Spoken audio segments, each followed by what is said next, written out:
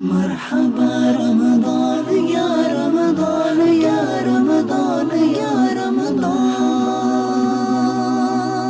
رمضان کریم یا رمضان الحمدللہ رب العالمین والصلاة والسلام علی سید المرسلین۔ ناظرین، پروگرام ہے رمضان کریم اور ہم اپنے نیکسٹ ایپیسوڈ کے ساتھ آپ کے سامنے حاضر ہیں۔ ہم آپ کو خوش آمدید کہتے ہیں۔ الرحمن الرحیم فمن شاہد منکم الشہر فلیصمہ صدق اللہ العظیم۔ آج رمضان کی خصوصی ٹرانسمیشن کے اندر ہم کچھ مسائل جو ہے وہ روزے کے بارے میں ڈسکس کریں گے کہ کن صورتوں سے روزہ جو ہے وہ ٹوٹ جاتا ہے اور کن صورتوں سے روزہ جو ہے وہ نہیں ٹوٹتا ہے۔ پہلا مسئلہ یہ ہے کہ اگر کوئی انسان بھول کر اگر کھا پی لیتا ہے تو اس کا اس بھولنے سے جو روزہ نہیں ٹوٹتا۔ آقا علیہ السلام نے ارشاد فرمایا کہ جو بھول کر کھا پی لے تو اللہ نے ہی اس کو کھلایا اور پلایا ہے اور اس کو اپنا روزہ جو ہے اس طرح جو جاری رکھنا چاہیے۔ روزے کے ٹوٹنے کا تعلق جو ہے انسان کے ارادہ کے ساتھ ہوتا ہے۔ اسی طرح اگر کوئی آدمی جو ہے سفر کر رہا ہے، راستے میں جا رہا ہے یا بیٹھا ہے تو وہ دھواں اس کے گلے سے گزر جاتا ہے یا گرد و غبار جو ہے وہ ڈسٹ اس کے گلے سے گزر جاتی ہے، مکھی وغیرہ جو گزر جاتی ہے، تو ان چیزوں سے بھی انسان کا روزہ جو ہے وہ نہیں ٹوٹتا، چاہے اسے یاد بھی ہو کہ میں روزے کے ساتھ ہوں، کیونکہ یہ وہ چیزیں جو تکلیف ما لا یطاق کے اندر آتی، جن سے بچنا جو ہے وہ انسان کے بس کی بات نہیں ہوتی۔ انسان ان سے کسی صورت بھی جو ہے وہ پرہیز نہیں کر سکتا ہوتا، کیونکہ دھواں جو ہے وہ آؤٹ آف کنٹرول ہوتا ہے۔ اس طرح ڈسٹ وغیرہ بھی انسان کی چونکہ وہ کنٹرول سے باہر ہوتی ہے، تو لہٰذا شریعت نے پھر ایسی صورتوں کے اوپر کس طرح کا حکم جو ہے وہ نہیں لگایا ہے۔ اور اگلا مسئلہ یہ کہ تیل لگانے سے یا سرما لگانے سے کیا انسان کا جو روزہ ٹوٹے گا؟ تو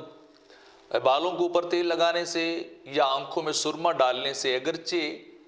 اس کا ذائقہ جو ہے وہ گلے تک بھی چلا جائے، محسوس ہو انسان کو، تب بھی روزہ جو ہے وہ نہیں ٹوٹتا، کیونکہ ایسا کوئی راستہ نہیں ہے آنکھ کا جو ہے مطلب گلے کی طرف جائے اور نیچے منفذ ایسا کوئی ہو، راستہ ایسا ہو جو معدے کی طرف جائے، تو اس سے بھی انسان کا روزہ جو ہے وہ نہیں ٹوٹتا ہے۔ اور اسی طرح اگر کوئی انسان جو ہے کلی کرتا ہے، جیسے وضو کرتے ہیں اور وضو کرنے کے بعد کلی کرنے کے بعد انسان کا جو ہے وہ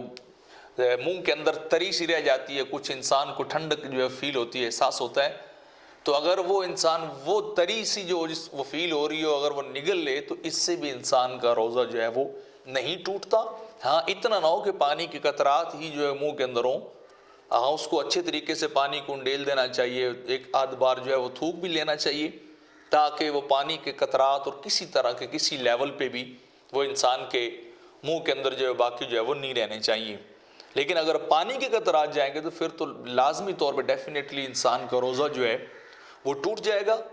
اور انسان کو پھر اس کی جگہ پہ جو ہے وہ کفارہ بھی جو ہے وہ دینا پڑے گا، جب اس کو ارادتاً پتہ ہوگا کہ میں یہ کام جو ہے وہ کر رہا ہوں۔ تو بہرحال صرف ٹھنڈک کے احساس کے ساتھ انسان کا روزہ جو ہے وہ نہیں ٹوٹتا ہے۔ اور اسی طرح کہ کوئی آدمی جو کان میں پانی اس نے ڈالا اور پانی چلا گیا، آگے چلا گیا، تو اس سے بھی انسان کا روزہ نہیں ٹوٹتا۔ پرانے دور کے فقہاء نے اور پرانے دور کے علماء نے لکھا تھا کہ شاید کوئی راستہ جاتا ہے کان سے بھی نیچے معدے اور گلے کی طرف منفذ کی طرف چلا جاتا ہے، جوف کی طرف چلا جاتا ہے، تو جدید سائنس نے اس بات کو پروف کیا ہے کہ ان اعضاء کے نیچے کوئی جو ایسا منفذ، ایسا کوئی راستہ وے نہیں ہے جو معدے کی طرف جاتا ہو اور کان میں پانی ڈالا جائے تو شاید وہ نکل کے نیچے جائے گا، تو ایسا بھی نہیں ہے۔ تو اگر پانی کان میں نہاتے ہوئے یا وضو کرتے ہوئے کس صورت میں بھی بے احتیاطی صورت میں پانی آگے چلا جائے تو پھر اس سے بھی وضو جو ہے اس سے بھی انسان کا روزہ جو ہے وہ جو نہیں ٹوٹتا ہے۔ اس طرح اگر دانتوں کے درمیان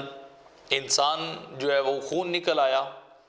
تو اب اس کی دو صورتیں، یا تو دیکھا جائے گا کہ خون زیادہ ہے یا تھوک زیادہ ہے۔ اگر خون کم ہو اور تھوک زیادہ اور آدمی اس کو نگل لے، اندر کی طرف لے کے چلا جائے تو اس سے بھی روزہ جو ہے وہ نہیں ٹوٹے گا۔ لیکن اگر تھوک کم ہے اور انسان کا خون زیادہ ہے اور انسان کو اس کا ذائقہ بھی محسوس ہوا، پتہ بھی چلا کہ خون جو ہے وہ اندر کی طرف چلا گیا، تو پھر انسان کا روزہ جو ہے وہ اس چیز سے بھی ٹوٹ جاتا ہے۔ اگر جو ہے وہ خون کی امیزش اور خون کی مقدار جو ہے کوانٹٹی جو ہے وہ زیادہ ہوگی اس کے تھوک کے ساتھ، تو لہٰذا اگر دانتوں سے خون نکلے تو بہتر یہ ہے کہ بجائے اس کو آگے نکلنے کے آپ کلی کر لیں فوری طور پر، تاکہ وہ جو ذرات ایلیمنٹس ہیں وہ خون کے جو ہیں وہ انسان کے پیٹ کی طرف نہیں جانے چاہیے، حلق کی طرف جو ہے وہ نہیں اترنے چاہیے، ان کو جو ہے انسان کو تھرو آؤٹ کر دینا چاہیے، باہر ہی پھینک دینا چاہیے۔ اسی طرح اگر کسی آدمی نے ناک کے اندر اینٹ ہوتا ہے، اس کو آدمی آگے کھینچ لیتا ہے پیچھے کی طرف، گلے کی طرف، تو اس سے بھی انسان کا روزہ جو ہے وہ نہیں ٹوٹتا، کہ وہ اس کا اپنا ہی فضلہ تھا، اپنا ہی اس کا وہ مادہ تھا، اور اسی مادے کو اس نے جو ہے اپنے ہی مطلب ہے اندر سے ہی نیچے کی طرف جو ہے وہ کھینچا ہے، تو اس سے بھی کسی جو روزہ جو ہے وہ نہیں ٹوٹتا ہے۔ اسی طرح کسی چیز کے فقط چکھنے سے، کیا آپ زبان سے اس کا ٹیسٹ چیک کرتے ہیں، وہ نمکین ہے، وہ میٹھا ہے، وہ کڑوا ہے، وہ کیسا ہے، تو صرف اور صرف چکھنے سے کہ جو ٹیسٹ اس کی زبان کے اوپر اس کو محسوس ہو، تو اس سے بھی روزہ جو ہے وہ نہیں ٹوٹتا جب تک کہ وہ اس چیز کو آگے نہ نگل لے۔ اگر چیز آگے نگل لی جائے گی تو چاہے وہ ٹیسٹ لیس ہی کیوں نہ ہو، تو پھر تو روزہ فوری طور پہ ٹوٹ جائے گا، لیکن اگر صرف زبان کے ساتھ چکھا ہے اور انسان اسی طرح اس کو تھوک دے اور اگل دے، تو پھر انسان کا روزہ جو ہے اس سے جو ہے وہ نہیں ٹوٹے گا۔ اگر کسی شخص نے رات سمجھ کر سحری کی، حالانکہ صبح ہو چکی تھی، یا غروب آفتاب سمجھ کر افطار کیا تو ابھی تک وہ وقت ہی نہیں ہوا تھا، غروب آفتاب نہیں ہوا تھا، تو روزہ ٹوٹ جائے گا اس صورت میں، اور اس صورت میں اس بندے پر جو ہے صرف اور صرف قضا جو ہے اس پر قضا ہوگی، کفارہ جو ہے اس پہ نہیں ہوگا، یعنی ایک روزے کے بدلے میں ایک روزہ ہی جو ہے انسان جو ہے وہ رکھے گا۔ اب باقی رہا اس بات اگلا مسئلہ یہ ہے کہ کوئی شخص جو ہے اس کو قے آ جاتی ہے، کسی کو وومٹنگ ہو جاتی ہے، روزے کے دوران طبیعت خراب ہو جاتی ہے، تو کیا قے کرنے سے یا قے آنے سے روزہ جو ہے وہ ٹوٹے گا یا نہیں ٹوٹے گا؟ تو کہتے ہیں اگر قے جو خود آئے اور اس کو واپس حلق میں نہ لوٹائے تو روزہ نہیں ٹوٹتا۔ قے خود آئے اور واپس انسان اس کو نہ لوٹائے، لوٹ جائے تو ایک الگ بات ہے، پھر بھی نہیں ٹوٹتا، لیکن انسان ارادتاً نہ لوٹائے۔ اگر ارادتاً انسان لوٹائے گا باہر آتی چیز کو تو پھر انسان کا روزہ جو ہے وہ ٹوٹ جاتا ہے، لیکن اگر قے آئے اور انسان اس کو واپس نہ لوٹائے تو روزہ نہیں ٹوٹے گا، چاہے وہ پھر قے منہ بھر کر ہو یا وہ تھوڑی مقدار میں، جتنی مقدار میں بھی ہو، تو انسان کا اس سے روزہ جو ہے وہ نہیں ٹوٹتا ہے۔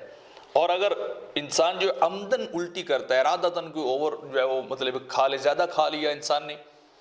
پیٹ زیادہ بھر گیا تو اب سانس لینا مشکل ہو رہا ہے، جیسے بعض کا تو لوگ کر بھی لیتے ہیں، تو پھر اب اس صورت میں اگر وہ جان بوجھ کے اگر انسان قے کرتا ہے، تو اگر تو منہ بھر کر قے آئی ہو تو پھر اس سے روزہ ٹوٹ جائے گا، اور اگر تھوڑی مقدار میں آئی ہوگی تو پھر اس سے روزہ جو ہے وہ نہیں ٹوٹتا ہے۔ اور اسی طرح روزہ کے دوران بلا عذر ایسے شوقی کسی چیز کو چکھ لینا، دانتوں کے اندر کسی چیز کو چبانا